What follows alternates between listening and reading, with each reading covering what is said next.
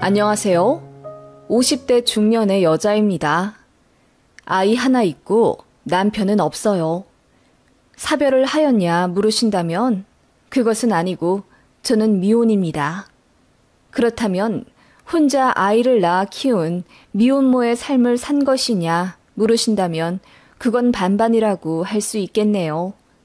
아이를 제가 낳진 않았고 입양을 했습니다. 그것도 제 친오빠로부터요. 지금은 제 인생에 있어서 그 선택이 빛과도 같았다 생각이 듭니다. 오빠의 사생아로 태어났지만 지금은 누가 뭐라 해도 내 아이이며 내 딸입니다. 아이도 훌륭하게 장성하여 제 몫을 하고 저에게도 사랑을 베풀어주는 지금 저는 당장 죽어도 여한이 없을 만큼 아주 행복하답니다.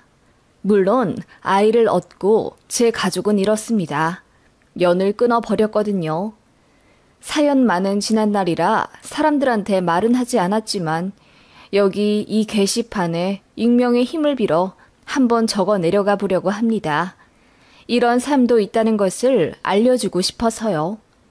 저희 집은 아버지가 오랫동안 자동차 관련 사업을 잘 일구셔서 부유했던 집입니다. 어머니는 그 시절 대학까지 나온 인재지만 아버지 만나 전업주부 하고 계셨고요. 오빠도 공부를 잘해서 좋은 대학에 들어갔고 결혼도 잘해서 부모님의 총애를 받고 살았지만 어릴 때부터 저는 부모님의 사랑을 많이 받지 못했어요. 뭐든지 잘하는 장남인 오빠와 차별받았습니다. 오빠는 항상 칭찬 일색인데 반해 저는 구제불능이라는 말을 밥 먹듯이 들어야 했어요. 어릴 때 들었던 가장 큰 상처 중에 이 장면이 유독 생각이 납니다. 엄마가 어린 저와 오빠를 데리고 시장에 가셨는데 거기서 만난 어떤 아주머니께서 아들도 있고 딸도 있어 좋겠어요. 나는 시커먼 아들만 셋을 낳아놔서 딸 하나만 있으면 소원이 없겠어.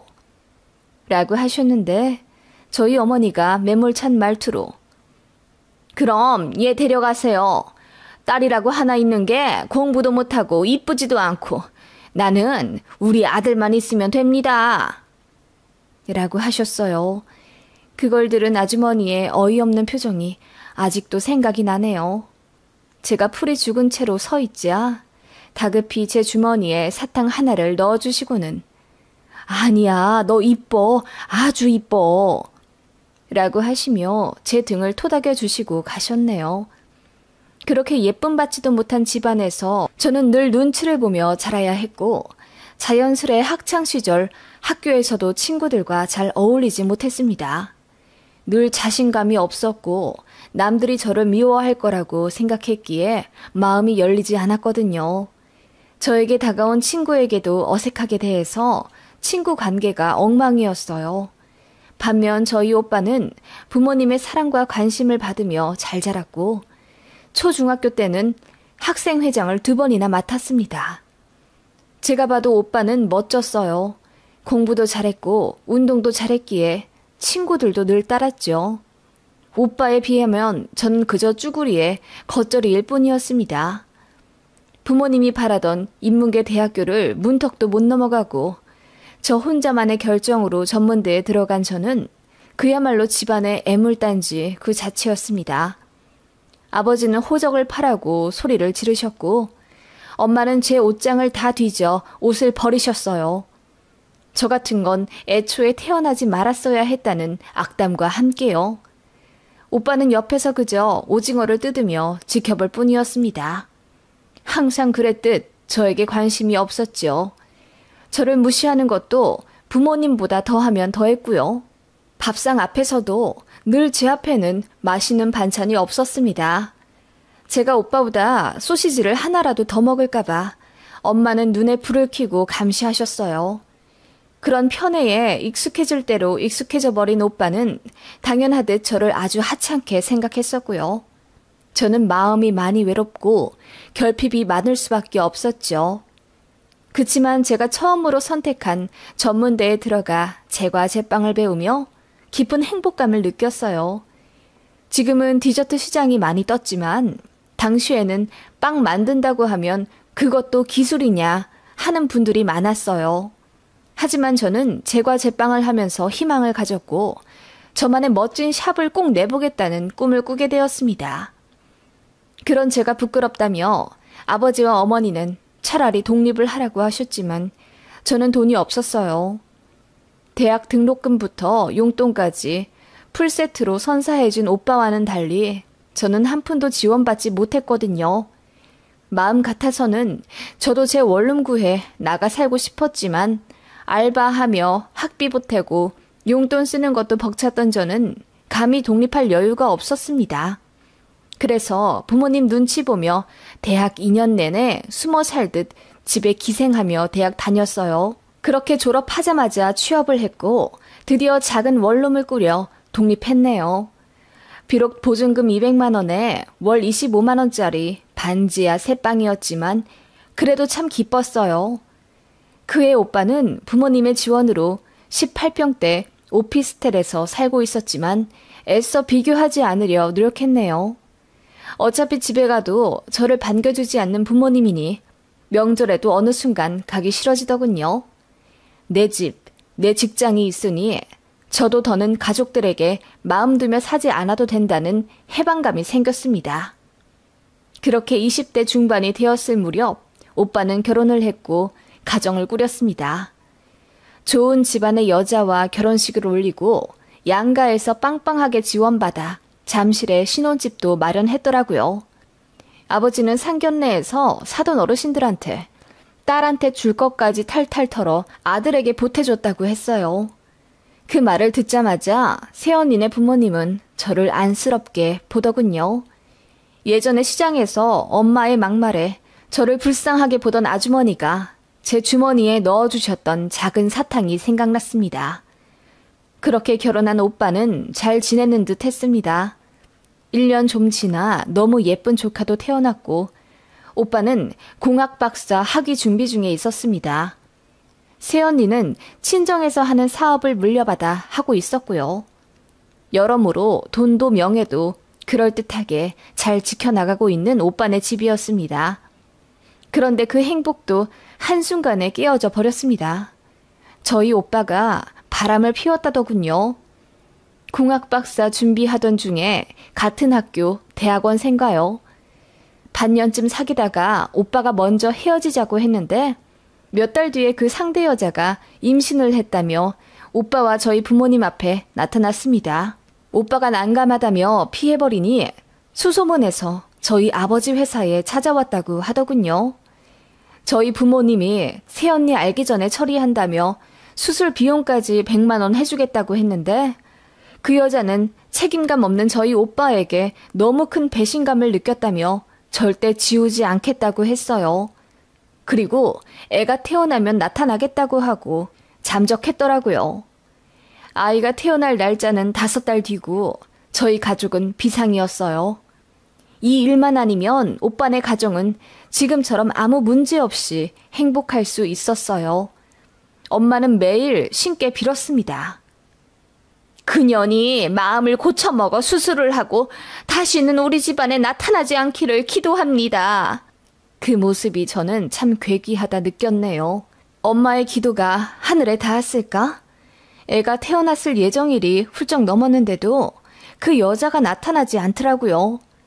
1년이 지나 2년이 흘렀는데도 감감무소식이라 저희 부모님은 마침내 마음을 놓았습니다. 오빠도 이제 2발 뻗고 잘 수 있겠다며 새언니 몰래 웃었고요. 그치만 그 이듬해 우리 가족을 뒤집어 놓은 일이 생겼죠. 그 여자가 4살짜리 여자아이를 데리고 나타난 겁니다. 애를 낳아보니 모성애가 생겨 사랑 듬뿍 주고 키우려 마음 고쳐먹었는데 아이 3살 되던 해 여자가 간암 말기 판정을 받았답니다. 그 여자도 가정사가 복잡해 의지할 부모님도 안 계시고 혼자라 이대로 그 여자가 죽으면 아이는 보육원에 가게 됩니다. 아이 아빠가 버젓이 살아있는데 보육원에는 보낼 수 없다고 판단한 그 여자는 그렇게 저희 부모님께 애를 맡기고 떠나버렸어요. 후에 엄마에게 얘기 들으니 간암이든 다른 병이든 무언가 죽을 병에 걸린 건 맞는 것 같다고 하더라고요. 얼굴이 아주 마르고 수처럼 시커멓게 변해 있었다고 했어요.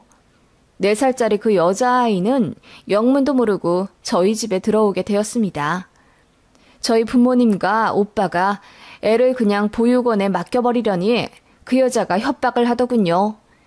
혹시라도 아이 버리는 거 보면 저희 새언니는 물론이고 오빠 학교와 후에 취직할 회사에까지 모두 말해버리려고 사람을 써놨다고 하더군요.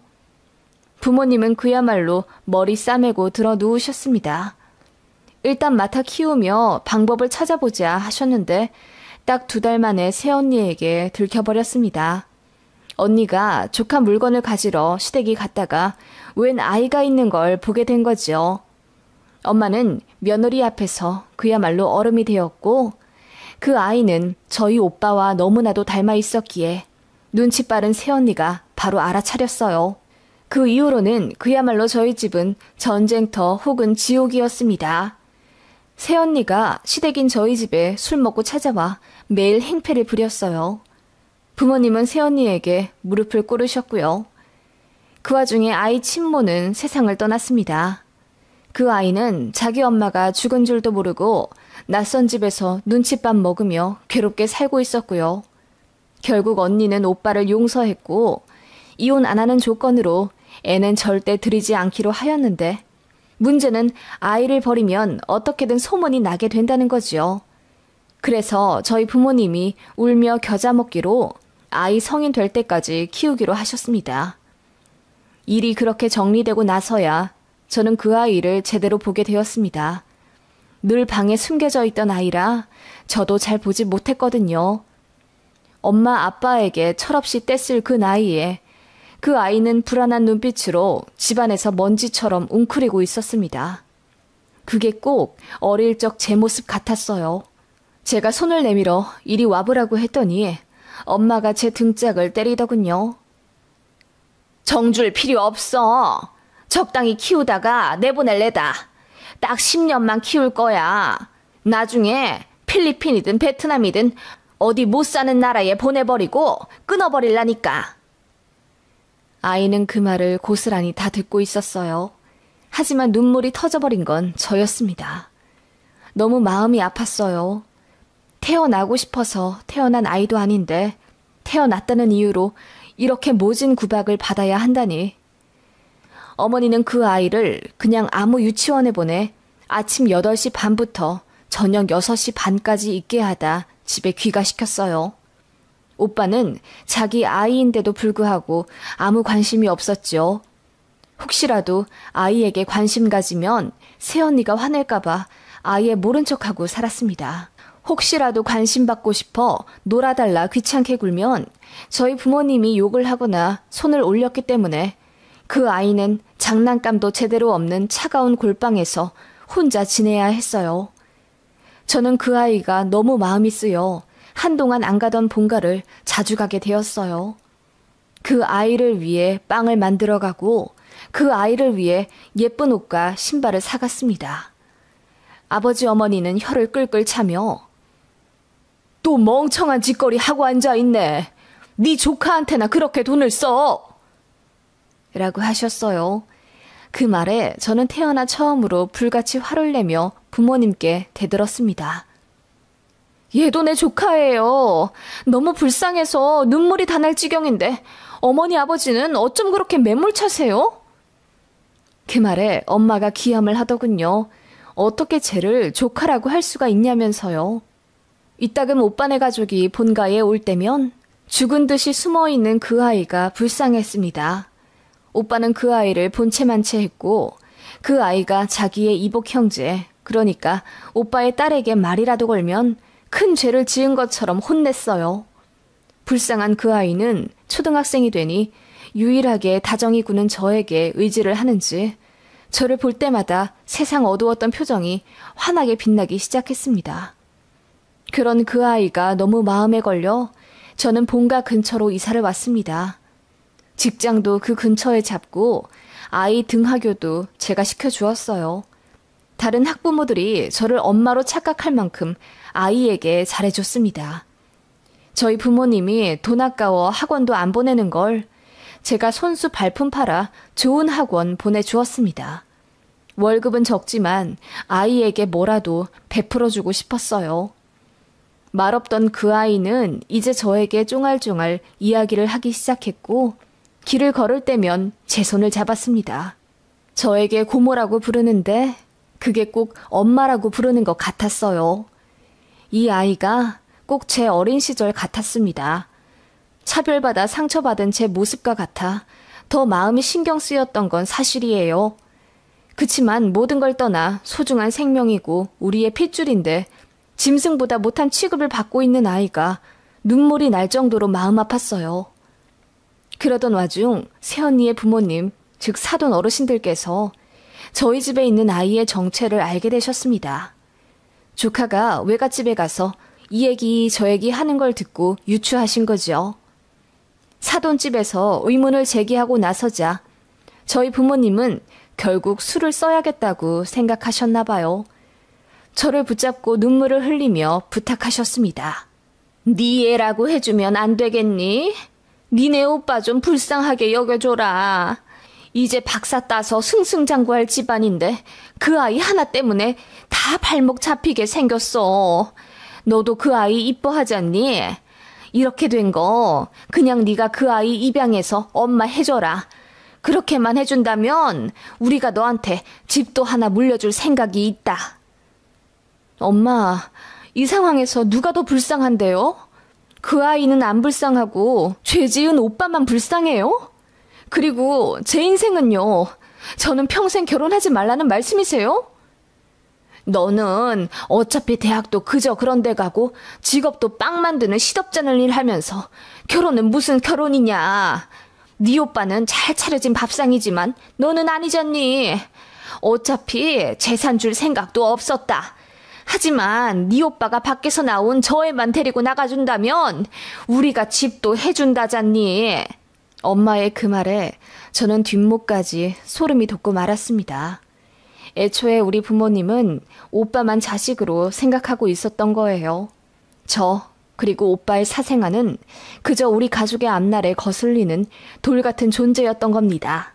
그걸 뼈저리게 알게 되었던 저는 밤새 울었습니다. 그리고 마음 먹었어요. 어차피 결혼할 생각도 없었습니다. 그리고 그 아이가 너무 불쌍해서 평생 보살펴주고 싶다는 마음도 있었고요. 다만 내가 좋은 보호자가 될 수 있을까 싶어 고민했을 뿐이죠. 입양하기로 결심했습니다. 다만 부모님으로부터 집은 받지 않기로 했어요. 그대로 연을 끊어버리겠다고 했습니다. 다시는 연락도 않고 집에 찾아오지도 않겠다고 했어요. 그동안 제가 받은 서름을 1시간 동안 눈물로 이야기하며 제 가슴에 얼마나 큰 멍이 남아있는지 울부짖듯 토하는데도 부모님은 아무것도 기억이 안 난다며 잡아떼는 뻔뻔한 모습을 보이더군요. 더 있을 필요도 없이 날도 밝기 전에 짐 챙겨 아이 데리고 나왔습니다. 그날 제 나이 29살에 저는 미혼모가 되었어요. 모아두었던 돈과 일부 받은 대출로 투룸부터 구했습니다. 아이는 저와 같이 살아서 행복하다고 하더군요. 그런 아이 껴안고 엉엉 울었습니다. 이제 내가 하늘이 되어주겠다고 했더니 아이도 울더군요. 그 아이의 따뜻한 온기가 태어나 처음으로 제게 위로가 되더라고요. 저는 아이를 위해 미친 듯이 일을 했고 그러면서도 아이를 위한 관심과 사랑은 놓지 않았어요. 그렇게 초등학교 졸업시키고 중학교 보내면서까지 아이는 사춘기도 않았습니다. 이 점이 지금 생각해도 가장 마음 아픈 부분 중 하나예요. 자기 할 일 똑부러지게 하고 단 한 번도 제가 해주는 것에 불평하지 않았어요. 그저 햇살처럼 밝게 웃었습니다. 저를 위해 그렇게 하기도 했지만 그 아이 자체가 참 똑똑한 아이였어요. 가진 건 많이 없지만 학교에서 공부 정말 잘했고 친구들도 순하고 착한 애들만 골라 잘 사귀더라고요. 저는 걱정할 거리가 없었습니다. 참 잘 자라는 그 아이가 제 원동력이었죠. 그렇게 저도 열심히 일을 해서 돈도 모으고 마침내 제 가게를 만들었어요. 그쯤 온라인으로 디저트 파는 게 흥하던 시기라 아이가 눈치 빠르게 인터넷 몰도 만들어 보자고 해서 그렇게 했더니 장사도 참 잘 됐습니다. 아이도 열심히 공부하더니 성과가 있긴 있었는지 대학을 엄청 좋은 곳에 갔어요. 공교롭게도 오빠가 들어간 그 학교였지요. 솔직히 말하면 당장이라도 집에 연락해서 자랑하고 싶더라고요. 당신들이 버린 그 아이 10수년 후에 이렇게나 잘 되어 훌륭하게 컸다고요. 그리고 저 역시 연매출 3억에 달성한 디저트 CEO가 되었고요. 그렇게 아이가 대학교 3학년 되었을 무렵 오빠에게 연락이 왔습니다. 이혼했다더군요. 사유는 새언니의 바람이요. 오빠의 사생아 일로 결혼 생활 내내 불행했다고 하더라고요. 그래서 많이 늦었지만 결국 이혼했다고 했으며 재산도 다 털렸다더군요. 사돈댁이 비싼 변호사 써서 재산 분할을 새언니에게 유리하게 만들었대요. 결국 아이도 빼앗기고 집도 빼앗겨서 본가에 들어와 산 지 3년째인데 어머니의 건강이 안 좋아 본인이 수발을 든다고 하더군요. 지금까진 어떻게든 견뎠는데 자기도 이제 힘들다면서 같은 자식인 저와 고생을 나누자는 전화였습니다. 끝까지 이기적인 오빠였지요. 같은 자식이라고? 편을 받을 때나 그런 말 하지 그랬어. 엄마 아빠가 오빠한테 얼마나 큰 사랑과 돈을 쏟아부었는데 오빠가 갚아야지. 아니, 어떻게 그렇게 말을 하냐? 네 자식 어떻게 자랐는지 궁금하진 않아? 네가 싸질러 놓고 쳐다도 안 봤던 그 아이, 네가 나온 대학 입학했어. 네 자식이 맞긴 맞나 보더라. 공부를 어찌나 잘하는지. 제 말에 오빠가 충격받은 듯 하더라고요. 그리고 한마디 더 했죠. 참 똑똑하느라 옳고 그름도 잘 구분해. 내가 이런 얘기 마음 놓고 하는 것도 다 그 아이 믿기 때문이야. 혹여라도 그 아이한테 이제와 애비 행세 하려는 거면 어림없어. 그 아이 오빠랑 우리 부모님이 자기 버린 거 생생하게 기억하고 있거든. 나한테 고모라고 안 부른 지도 오래됐어. 나한테 엄마라고 해. 그 말에 오빠가 바보같이 어버버 하기만 하더군요. 그러니까 오빠는 지금처럼 살면 돼. 다신 연락하지 말고. 우리 인생에 절대로 나타나지 마. 저는 그렇게 이야기하고 전화를 끊었습니다. 아이의 차단도 해버렸죠. 그게 벌써 10년 전입니다. 저는 사업 크게 키우느라 정신이 없었고 그동안 제 조카, 아니 제 딸은 아주 착실한 인생을 살며 좋은 직장, 좋은 남자 만나더군요. 그렇게 재작년에 우리 딸이 결혼했어요. 제가 상견례 참석하고 혼주석에 앉았습니다. 눈물이 비오듯 흐르더군요. 그런 저를 제 딸이 껴안아주며 엄마, 그동안 감사했어요. 하는데 온몸에 전율이 돋을 만큼 큰 감동이더군요. 저와 제 딸의 이야기 정말 기적 같죠? 우리 딸은 참 똑똑하고 야무져서 누구보다 행복하게 잘 살 것입니다. 그런 딸한테 효도받으며 사는 제 인생, 비록 결혼도 하지 않은 처지지만 프리지아처럼 향기롭고 빛나게 느껴지네요. 우리 부모님은 가진 재산도 거의 없이 어머니 고향에 가서 여유 없이 살고 있다 들었습니다. 오빠는 박사까지 하며 승승장구하더니 이혼부터 인생이 꼬였는지 지금은 제대로 된 대우도 못 받고 그저 그런 회사에서 일한다더군요. 부모님께 받은 재산도 다 말아먹은 듯 하고요. 제 가족이라 꼬시다고 말은 못하겠지만 결국은 다 자업자득인 것 같아요. 정을 받지 않고 자라 그런지 저도 정은 없네요. 부모님께 연락 와도 눈 하나 깜짝하지 않을 자신이 있습니다. 사실 연락이 왔으면 좋겠습니다. 당신들의 행동과 선택에 만족하냐고 묻고 싶거든요. 아마도 많이 후회하시겠죠?